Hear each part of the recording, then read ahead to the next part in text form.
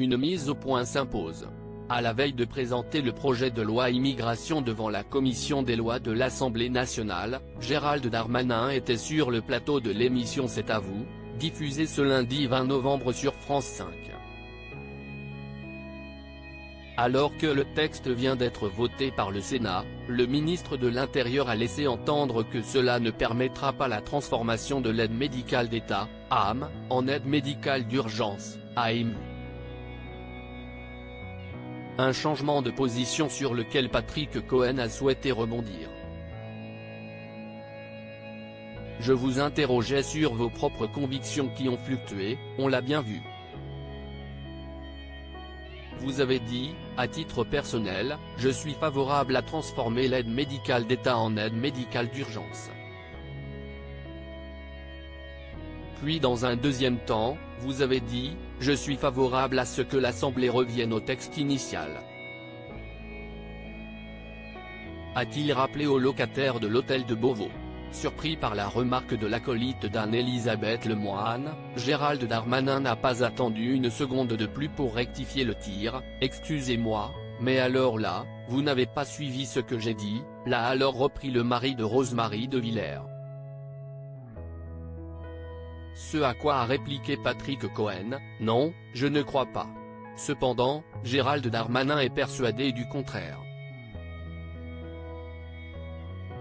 Non, non, je ne crois pas, lui a-t-il alors lancé d'un ton ferme.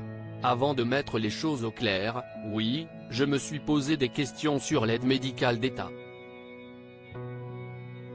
75% des gens qui ont l'aide médicale d'État, sont là depuis plus de 3 ans sur le territoire national, c'est qu'il y a un problème. C'est pour les gens qui viennent d'arriver et qui ont besoin d'être vaccinés et soignés. Dès lors, Anne-Elisabeth Lemoine a rappelé que cela allait être censuré par le Conseil constitutionnel. Un point qui n'a pas été soulevé par Patrick Cohen. L'occasion pour le père de famille de rappeler à l'ordre le chroniqueur. Eh bien, il fallait le dire aussi, on peut poser des questions autour de l'aide médicale d'État, ce n'est pas interdit de le faire, simplement il n'était pas dans le texte initial. Vous parlez des convictions, ça n'était pas dans le texte que j'ai proposé et vous auriez pu le dire. L'ambiance était quelque peu tendue entre Gérald Darmanin et Patrick Cohen. Supérieur à qui sont les ministres du gouvernement Borne 3 ? Gérald Darmanin campe sur ses positions. Je ne suis pas pour le projet loi issu du Sénat si d'anciens proches d'Emmanuel Macron ne valident pas le texte de loi voté par le Sénat. Gérald Darmanin a assuré à Anne-Elisabeth Lemoine qu'il en était de même pour lui.